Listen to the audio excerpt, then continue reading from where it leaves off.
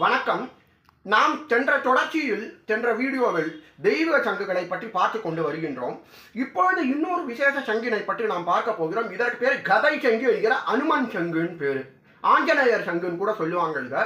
இங்க பாருங்க, ஆஞ்சநேயரோட கதை வடிவத்தில் இருக்குதா, நல்லா தெரியுதா?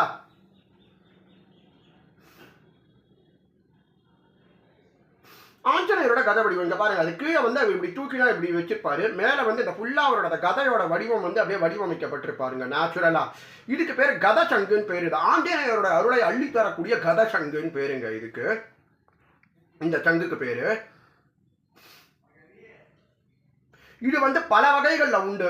ஒன்று இவ்வளோ பெருசு இருக்கும், இல்லை இவ்வளோ உண்டு இருக்கும். அபிஷேகம் பண்ணுறதுக்கு இப்படி காமிச்சு சகசர தாரையில் அபிஷேகம் பண்ணுற மாதிரி இப்படி இருக்கும், இல்லை இவ்வளோ வகைகளும் இருக்கும். இது லேட்டர் ஃபோட்டோ வீடியோஸில் நான் அப்லோட் பண்ணுறேன். இந்த மாதிரி சங்கங்களை வந்து கிடைக்கிற இடமும் சேர்த்து அந்த இதோட. இந்த சங்குக்கு என்ன விசேஷன்றதை நம்ம பார்க்குறோம்னா, இது ஆஞ்சநேயரோட கத வடிவில் இருக்கிற சங்கு.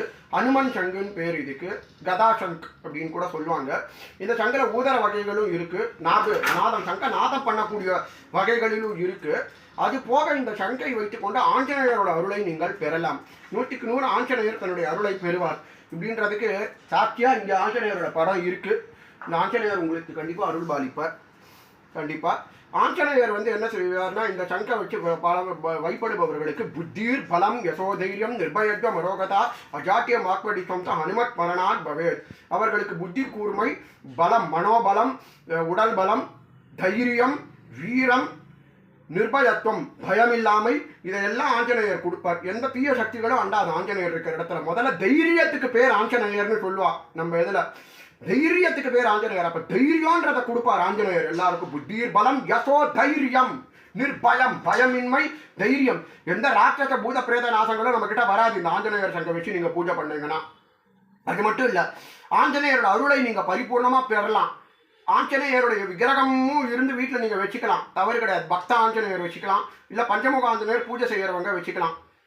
அதனுடைய மகிமை தெரிஞ்சவங்க, இல்லை தசபூஜ ஆஞ்சநேயர் கூட மகிமை தெரிஞ்சவங்க வச்சு பூஜை செய்யலாம். பட் இந்த சங்கன்றதுல வந்து ஒரு தோஷமும் கிடையாது. நீங்கள் எல்லாருமே வைத்துக்கொள்ளலாம் இந்த சங்கங்களை. இங்கே பாருங்க, ஆஞ்சநேயரோட கதை வடிவ சங்கு. இந்த கதையினால்தான் அவர் பல அரக்கர்களே அழித்தார். அப்போ இது வந்து நமக்கு எவ்வளோ பலத்தை நம்ம கொடுக்கும் நீங்கள் கொஞ்சமாவது சிந்திச்சு பார்க்கலாமே. எவ்வளோ பெரிய பலம்! புத்தீர் பலம் யசோதைரியம் நிர்பயத்துவம் அரோகதா. அரோகதான நமக்கு நல்ல ஆரோக்கியத்தை கொடுக்கும். அஜாட்டியம், அஜாட்டியம் வாக்படிக்கும், நல் வாக்கு இதை கொடுக்கும். ஹனுமத் மரணாத் பவேத். இந்த ஆஞ்சநேயரை நான் அப்போதும் ஸ்மரிக்கின்றேனுங்கிற ஸ்லோகத்துக்கு ஏற்ப இதை எல்லாத்தையும் வழங்கக்கூடியவர் ஆஞ்சநேயர். ஆஞ்சநேயருடைய இடத்துல என்னைக்குமே வெற்றி தான். அவர் வெற்றியின் செல்வன்னே சொல்ல முடியும். ஆஞ்சநேயருக்கு என்னைக்குமே தோல்விங்கிறதே கிடையாது. அப்ப இது எடுத்த இடத்துல காரியங்கள் எல்லாம் ஜெயம், ஸ்ரீராம ஜெயம், வெற்றியினை நமக்கு தரக்கூடிய சங்கு.